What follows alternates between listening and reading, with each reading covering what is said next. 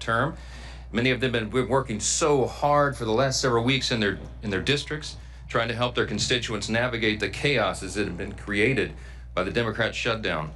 We're now on day 36, and it is a sad landmark in our history. This is the longest shutdown of any government in our history.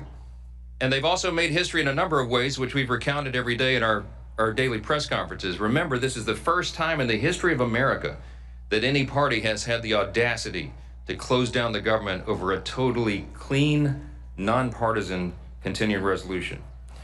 I said yesterday, and I'm being honest, none of us imagined that we would be here at this moment. We couldn't have imagined that Democrats would be willing to force families to go hungry and workers to miss paychecks for 5 weeks on end, 50 days plus, and we never did imagine that they would be willing to use the pain of American families with such reckless disregard. But that is what we are seeing, and it is unconscionable. Despite the 15 opportunities they have now had to reopen the government, they have voted 15 times to keep it closed.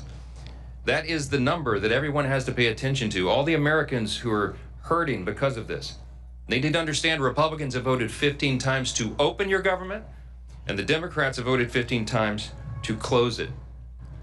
They voted to deny paychecks to workers, to stop the flow of SNAP funds to hungry families, and all the rest.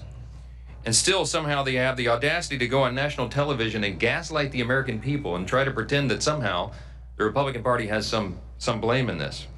It's the most outrageous example of political gaslighting that we have ever seen. And day after day, they have claimed, without any merit at all, this shutdown is somehow about health care. It's a blatant lie, and they know it. They tried to string together two totally unrelated issues: the expiration of the Obamacare COVID subsidies and the basic funding of the federal government. Those are two totally distinct things. Republicans have always been willing to have a conversation about the COVID-era subsidies and how to make Obamacare and health care more affordable. But we will not, and we should not do so as hostages in their political game. It was in no way necessary or appropriate to shut down the government in order to have bipartisan discussions about the subsidies. The reality is the Democrats could have avoided all of this chaos and all the pain, everything they've inflicted on American families, by simply voting to back the clean, nonpartisan continuing resolution, the 24-page simple document, just as they did 13 times under the Biden administration. They could have passed that 47 days ago. After the House did it, we did our work and sent it over there. And we would have had all these negotiations and continued. I'm gonna wrap this up and tell you again why. The big question is why. Why would the Democrats have the audacity to do this? As we summarized so simply yesterday, and we will do so every day, they are motivated out of fear. The Democrats shut down the government out of fear. They have never been more afraid at any point than they are right now. They know, as we all do, what their own polls show. The leadership of the Democratic Party is the most unpopular with members of their own Democratic base. And we saw that in the elections last night. The old guard is desperately trying to use this shutdown to show the radical Marxist wing of their party that they can look tough to President Trump. That's because the new power center of the left isn't the moderates. It's the AOCs and the Bernie Sanders and the Mamdanis of the party. It's the activists who believe capitalism is evil, who disdain the founding principles of their own country. They claim that the salvation of our nation will be brought about by bigger government and more bureaucracy. Look what happened in New York City last night. For the first time in American history, an avowed, openly proclaimed socialist has been elected as the mayor of America's largest city. Zoran Mamdani is without a doubt the biggest win for socialism in the history of the country, and it is the biggest loss for the American people. He is truly a committed Marxist. And the results of that race tell you everything you need to know about where the Democrats and their party are headed. From the backbench to their leadership, Democrats have fallen in line behind the socialist candidates. Hakeem Jeffries, as you know, is the highest ranking Democrat in the House. He gave his full blessing to Mamdani and his socialist agenda.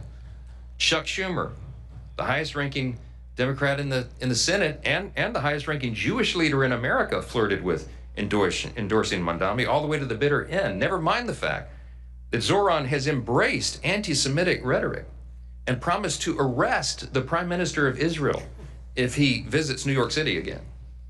And then there's President Obama, who called Mamdani over the weekend to extend his praise and act as a sounding board for the young socialist. You can't make this stuff up. The man who made healthcare unaffordable with his own socialist scheme is advising the man whose false promises will surely make life unlivable for millions of New Yorkers who cannot afford to flee the city. As we said from this podium every morning, we talk about Mamdani for two reasons. It's a bellwether, because House Democrats, many of whom represent districts with much less blue than New York City, have embraced him with open arms. And because his brand of Marxism is truly a bellwether for the Democrats nationwide. We pointed out that other major metropolitan areas in the country are facing the same threat with candidates similar to Mamdani.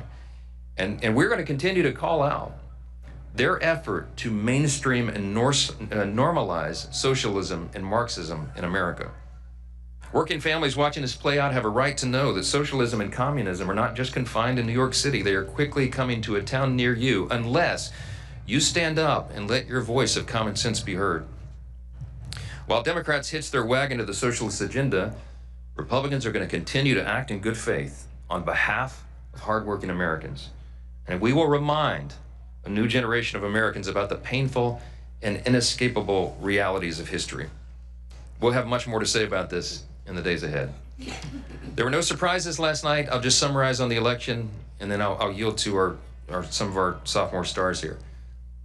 There's no surprises. What happened last night was blue states and blue cities voted blue. We all saw that coming.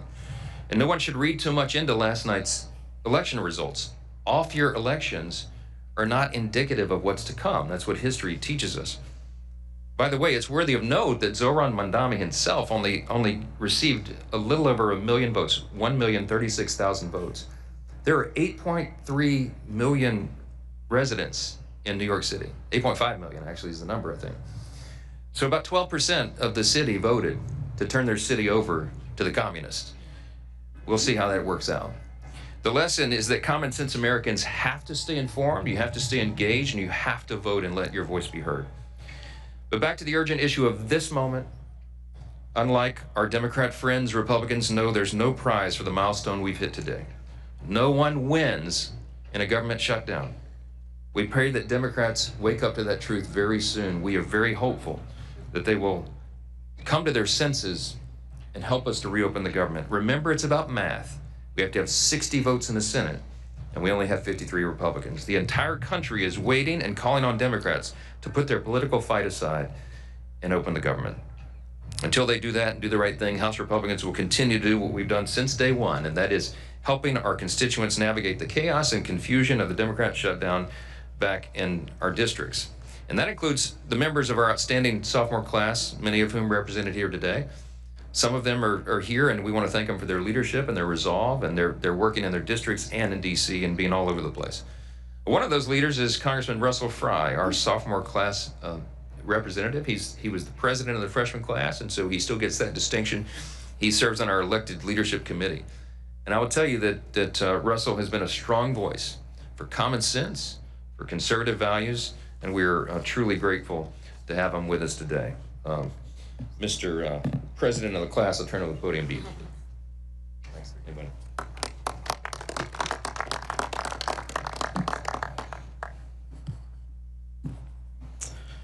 In this world, few things are certain other than death, taxes, and Democrats saying one thing and doing another. They say they're the party that cares about the American people, but everything that they have done for the last 36 days proves otherwise. Not only is this the longest shutdown of all time, it's also the dumbest shutdown of all time.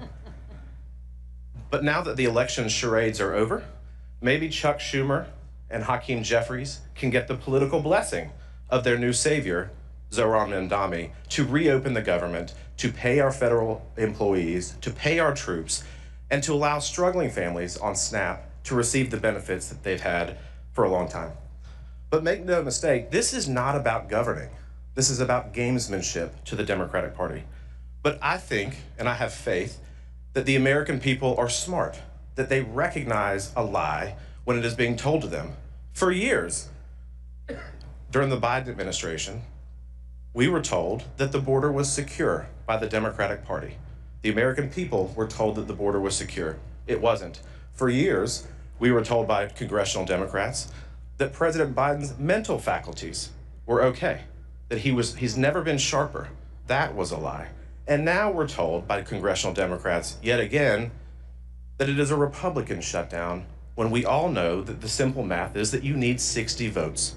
So Chuck Schumer, I think it's time to call Zohran Mamdani and make sure that he's okay with reopening the government.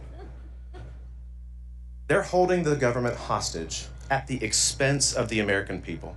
I talked to a U.S. Marshal yesterday in the district in South Carolina. He is door dashing food and driving Ubers to pay his mortgage, to pay and feed his kids. I talked to a lady, single mother in Clio, South Carolina, last night. She receives food stamps. She's 100% disabled. She's unable to work. She relies on that assistance. And she is fearful about how she's going to feed her kids. She's traveling all the way into North Carolina to receive charitable contributions of food. That is the result of a Democrat shutdown. I talked to an elderly lady in Myrtle Beach, South Carolina yesterday. She has diabetes, she has shingles, she is unable to work, she is elderly. She needs that $88 to help bridge the gap at the end of the month so that she can eat. And she's fearful of what's going to happen next with this prolonged shutdown. For these people, these benefits are not a luxury, they're a lifeline. And it shouldn't take courage from them to band together and figure out how they're going to feed themselves. It should take leadership from the United States Senate to act and end this political charade. But that's what they want. They've told you from the beginning what this is all about. It's about leverage to them. It's not about the American people. It's not about the TSA agents who are still working, or the FBI or ICE officials. It's not about the military. It's not about the people in Clio, South Carolina, who rely on those SNAP benefits. It's about political leverage for them. And that political nihilism is malpractice for the American people. So these are the voices of South Carolinians, but they really echo, I think, what we all hear in our districts from the people that we represent. Right now, millions of Americans are all struggling because of this Democrat shutdown. And so to answer the question, I think, of what can be done, well, it's quite simple. The Democrats in the Senate need to do their job on behalf of the American people. House Republicans have already passed this. We will continue to put pressure on Senate Democrats to act, because at the end of the day, we care about the American people. We care about their struggles. We are not interested in funding illegal immigrant health care. We're interested in making sure that our troops get paid. So today, I echo what the Speaker has said for 36 days, and my colleagues. It's time to reopen the government and end the political gamesmanship. Thank you, Mr. Speaker. Thank you.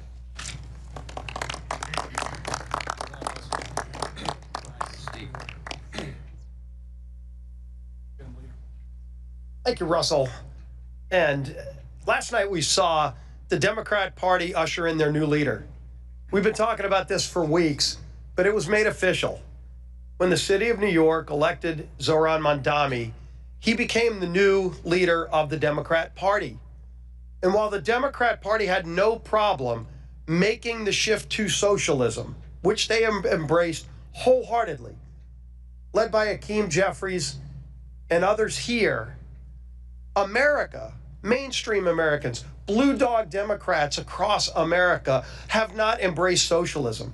America is not a socialist nation. You know, when the Speaker mentioned that, is it any surprise that last night blue states voted blue? We're talking Virginia, New Jersey, New York. By the way, none of those were swing states. You had 7 swing states in the election a year ago today. And by the way, we celebrate that a year ago today, Donald Trump was elected president of the United States. And when he ran on very specific things, not socialism. 7 out of 7 swing states rejected that form of socialism that has now taken over the Democrat Party. What President Trump and House Republicans ran on was delivering results for American families. We said we would secure the border, and we actually delivered on that in record time. We said we would prevent a tax increase on anybody. Every American, no matter what income level you were at, you were facing a tax increase, in many cases a 30% or larger tax increase. We said we wouldn't do it. The Democrats bragged that they were going to raise your taxes. And the American people decided that, not New York City. The American people a year ago decided they didn't want a tax increase, and we followed through on that by preventing the largest tax increase on American families. Also by delivering no tax on tips, no tax on overtime. For seniors, 85% of whom will not have to pay taxes on their Social Security income when you factor in the deduction. We delivered on that. Every Democrat, by the way, voted no, because Democrats don't want hardworking Americans to keep more of their money. They want socialism. And let's think about those hollow promises that Zoran Mamdani talked about last night. Can anybody wait to see what those free buses are going to look like? I'm sure they're going to be incredibly safe and clean when you ride the free buses. Can anybody wait to see what those government-run grocery stores are going to look like? Shelves unstocked, expired food. I'm sure the friendliness of those employees that are government employees at those grocery stores. That's what socialism does. Socialism always overpromises and underdelivers. But should we be surprised? That's what Democrats up here in Washington have been doing for years. Does anybody remember the Inflation Reduction Act? Yes, that was a Democrat-created product that ushered in record levels of inflation. Where was the inflation reduction? They have no problem lying to the American people. Does anybody remember, by the way, the Affordable Care Act? Yes, that was Democrats only creating current healthcare law. The law of the land in healthcare today is Democrat-only created Affordable Care Act. That's anything but affordable. All we've seen is 80% increases in costs for families, record profits for insurance companies, but 80% increases on families. Democrats have never had a problem lying to the American people, overpromising to the American people, and never delivering the goods. And you contrast that with Republicans. Again, a year ago today, we ran on very specific things, and we've already, working with Donald Trump, ushered in a new level of American greatness. And it's not just here in America.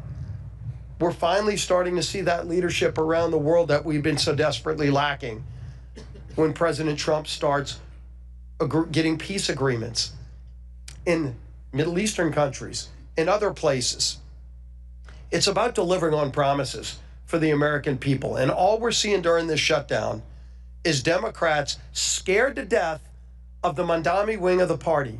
They've said it. Some of them said it out loud. But they have exercised it in their votes. They voted time and time again to keep the government shut down, knowing they're inflicting suffering and pain on the American people, admitting that they're using that suffering to try to get leverage. They still can't tell you what the leverage is for. Leverage for what? To go boast to the socialist Mamdani wing of their party that they're fighting Donald Trump, who was elected not by the people of New York or New Jersey or Virginia, but by a majority of Americans, 77 million Americans, 7 out of 7 swing states, running on very specific things that President Donald Trump and this Republican majority have continued to deliver on. We're going to keep delivering wins for the American people, and Democrats will continue to give the hollow promises of socialism that come along with the failures of socialism that it truly delivers for people.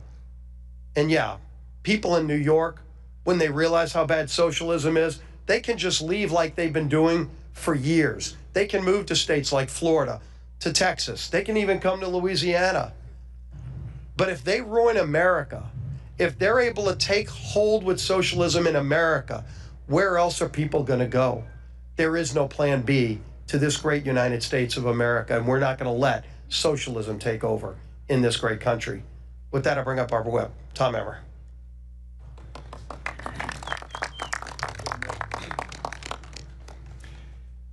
Democrats have officially set the record for the longest shutdown, government shutdown in U.S. history. And each day that their needless shutdown drags on, the consequences get more and more severe. Yesterday, Transportation Secretary Sean Duffy said they might be forced to close certain parts of the airspace if the Democrat government shutdown continues into next week. Remember when one Democrat aide remarked that the party will not concede short of planes falling out of the sky? They weren't kidding. They are prepared to prolong the pain that they've inflicted on the American people because, as Chuck Schumer said, every day the government is shut down gets better for us. And as Catherine Clark and Chris Coons said, government shutdowns are one of the few leverage times they have. But while the Democrats have been busy playing politics with people's lives, President Trump has been hard at work delivering on the mandate 77 million Americans gave him 1 year ago today. In just 10 months, President Trump has delivered the largest middle tax cut in history. He brought illegal border crossings down to record lows after 4 years of the Biden border crisis. He ended 8 wars and made America respected again on the world stage. And he's just getting started. While President Trump has been hard at work delivering on the American First agenda for 77 million Americans, that's what they voted for, the Democrats have been hard at work obstructing that agenda and consequently the will of the people at every turn. The Democrat Party of today is not your grandfather's Democrat Party.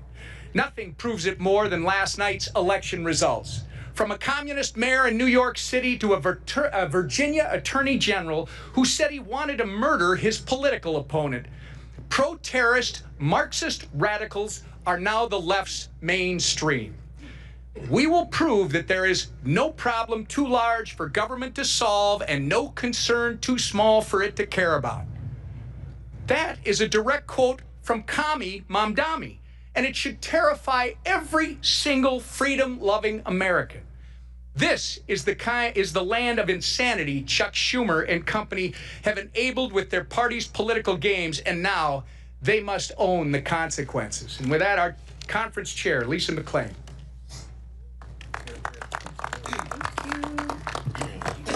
Well, good morning on this nice, bright, sunshiny day. Let's begin with this. Today marks 1 year since President Trump won the 2024 election.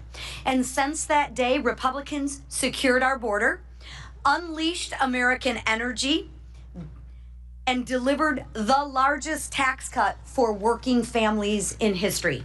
Promises made, promises kept. Yep, there's a lot more to come, folks. But Democrats, in that 1 year, they have done nothing but obstruct, delay, and deny. They've obstructed the American people's agenda, delayed millions of flights, and denied SNAP benefits for the hungry. And for what? Ask yourself, for what are the Democrats fighting for? Well, they're fighting for $1.5 trillion in new debt to fund health care for illegals and continue the wasteful spending. I mean, Democrats, you need to say that loud and say it proud, because as Republicans, we're going to make you own those votes. There's no turning back. Democrats want $1.5 trillion of wasteful spending and health care for illegals that you all are going to pay for. Over the past year, Democrats have wandered around with no plan, no vision, and no leader. But today, they finally found their leader. The radical communist mayor of New York City, a self-proclaimed communist who wants Americans to pay for global health care. Well, you wanted it, you got it. A communist who wants the government to own grocery stores.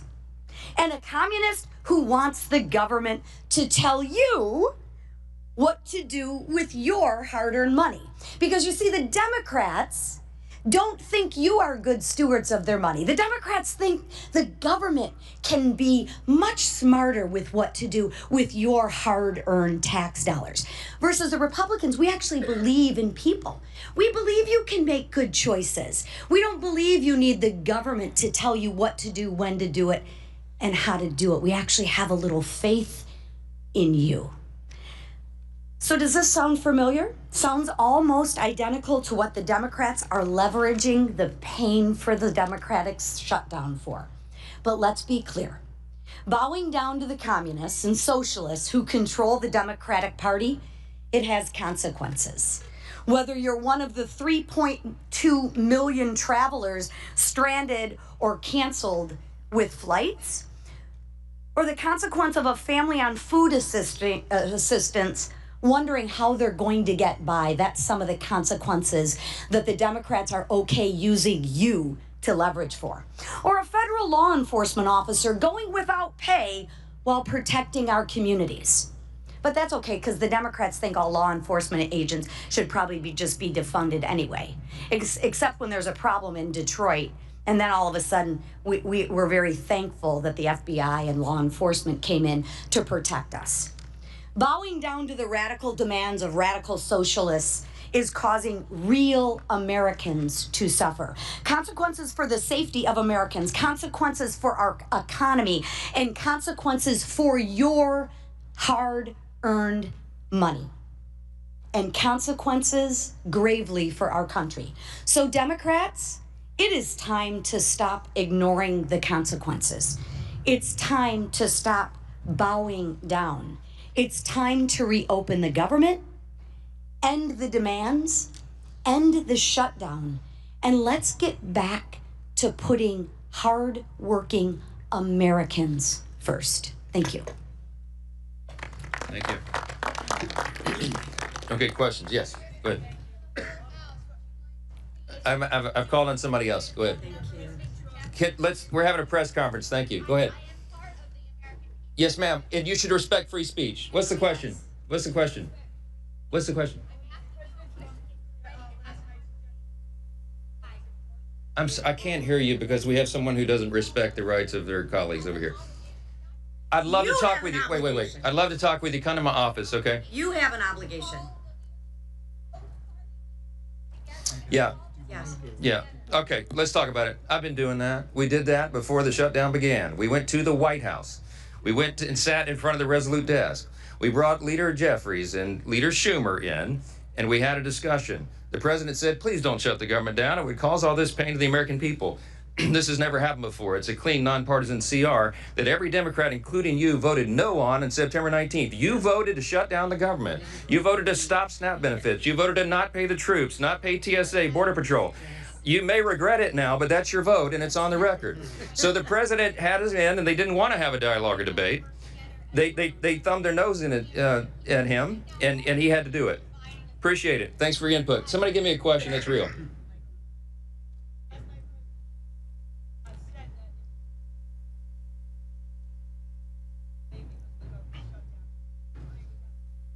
Well, he and I talked about it early this morning. We woke up very early, and we talked about the outcome, and I reminded him that, as we know from history, those of us who watch these things very closely and always do, that an off-year election is not indicative of what happens next. I mean, look at Virginia, for example. Glenn Youngkin won his race for governor, and then the Democrats, the opposing party, did very well in the upcoming midterm election. These off-year elections are about different things, different dynamics. In Northern Virginia, there are a lot of federal employees. They're probably pretty upset. And they should blame the Democrats for that, because as we noted today, 15 different times Republicans in Congress, Senate and House, voted to open the government. And the Democrats, like our colleague who just tried to interrupt us here, voted to close it down. So it's very clear who's responsible for this. And I think that when we go into next year in the midterms, we're very bullish about the outcome. We have an extraordinary record to run on. You mentioned, Leader Scalise mentioned sort of what we call the split screen here. And I'll remind you all again, under President Trump and Republicans, we have had an extraordinary run. The first 9-10 months of this, 9 months, the 10th month has been shut down because of the Democrats. The first 9 months of this Congress and this administration, arguably the most productive of all time. We cut taxes, cut regulations, cut waste, fraud, and abuse in government. We solved the border crisis, which was the #1 issue on the ballot last fall. We're solving the crime crisis around the country. We got American energy dominance revved and going again. We have new trade agreements that are more favorable to Americans, which will ultimately bring down costs. We have put real reforms into the Medicaid program to strengthen it, because we've got people who are ineligible recipients, like illegal aliens and young able-bodied men without dependents, off the program, so that the disabled, the elderly, and young pregnant women can have the resources they need. The president is literally solving wars around the globe. I think we're up to 9. All of that is on one side of the screen. What are the Democrats on the other side of the screen? A government shutdown. What did they accomplish in 9 months? Interruptions. They've assaulted ICE officers. They have spurred on political violence, and they closed down the government, which is their most basic duty and responsibility. I think the American people are smart. I think they will understand this, and I think the midterm is going to be a great one for us. We had a demographic shift in 2024. We have a very favorable election map on the Republican side, and it will be even more favorable once all the redistricting stuff is settled out. We have Democrats who are flailing. They have no leader. Their national leader now, as we've noted, is Mamdani. He's a communist. Good luck with that. I don't think the loss last night was any reflection about Republicans at all. I think people are frustrated and angry, as we are. I am. The president is. And we express that different ways. But look, we look forward. We're looking forward to a great election running on our record. And we're gonna get all of our incumbents reelected, and we're going to add to the number here. So that's the answer. Yes.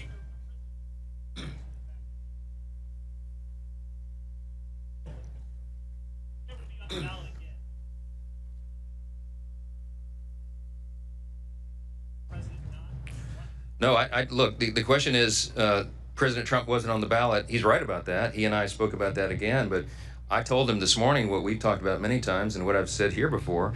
The president is on the ballot in 2026. President Trump is on the ballot next fall. Because if we lose the majority, if the Republicans, the common sense people here who are doing the job for the American people, if we lose the majority in the House and this radical element of the Democrat Party were able to take over, we've already seen that movie. They will try to end the Trump administration. He won't have 4 years, he'll have only 2, because they will move to impeach him probably on the first day of the new Congress in January 2027. And they will try to systematically unwind all the important reforms that we've done for the American people, to lower costs, to have a better quality of living, on healthcare, to increase access and quality of care. We are the party that is doing that, and the president needs 4 years to complete his agenda, not just 2. So he is in a very real sense on the ballot. He's fiercely committed to us winning. He is going to help. He's offered to do rallies and to tell at town halls and all the things. He's sent out a huge round of endorsements of incumbents, Republican incumbents, just over the last few days. He is very much engaged, very dialed in, and he understands the stakes. President Trump is on the ballot in 2026, and we're looking forward to that contest. Yes, sir.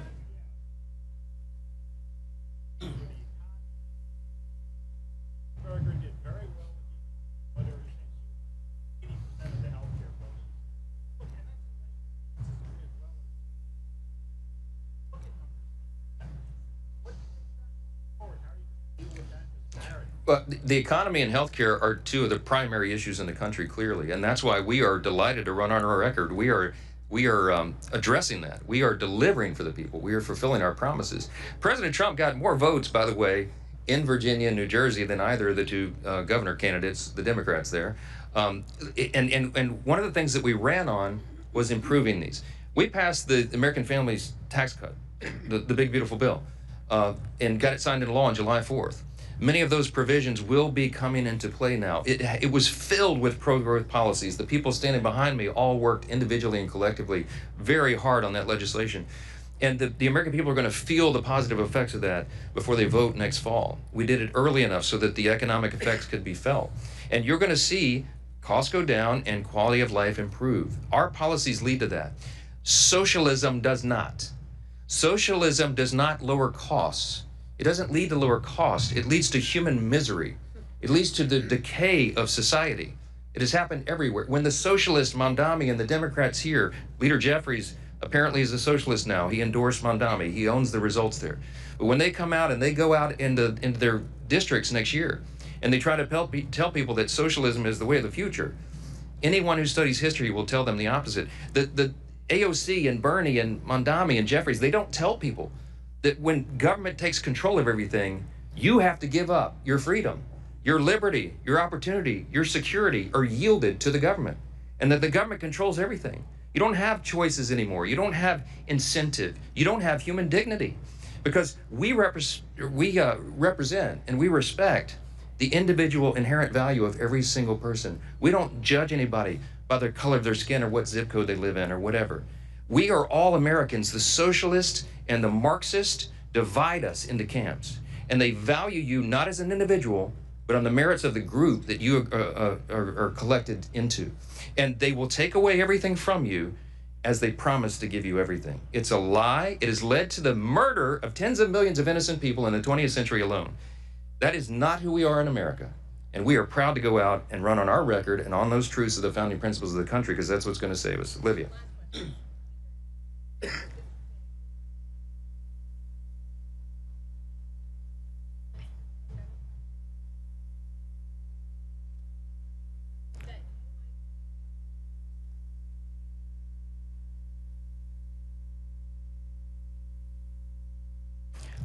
I don't have anything to do with redistricting. The Speaker of the House, people think, are in charge of everything. This is a state-by-state battle. We do believe at the end of the day that we will net more seats for the Republican Party than the Democrat Party. I mean, everybody, that's the analysis. I'll make a comment about the tragedy in California last night. What California did is very, very different, as you all know, by comparison to what a state like Texas did. Texas was following the federal and state constitution, following their state law and redistricting. California was not. They had to trample over their own state law, over their own independent redistricting commission that they had all put into place. It was a desperation, a sign of desperation on the Democrat Party. It was a game to try to rig the election, as if you could gerrymander California anymore. They managed to do it. I mean, there's like 53 representatives from California. We had 9. They want us to have 3. I mean, it's just a blatant example of Gavin Newsom's immoral leadership, and the fact that they will do anything to try to rig the system to win. They know that they cannot win on their policies. They know that they don't have a national leader other than the Marxists now to try to set the tone and guide the course, and so they're going to try to rig the game. We're going to win that anyway. We're bullish. We're gonna fight like warrior poets in California, and we're going to make sure that our Republicans get reelected. And we're going to do that all around the country, and we're going to continue to move forward, pursuing the America First agenda, delivering on our promises, and making this country great again. That's what we're committed to, and we'll continue to do it. Thank you.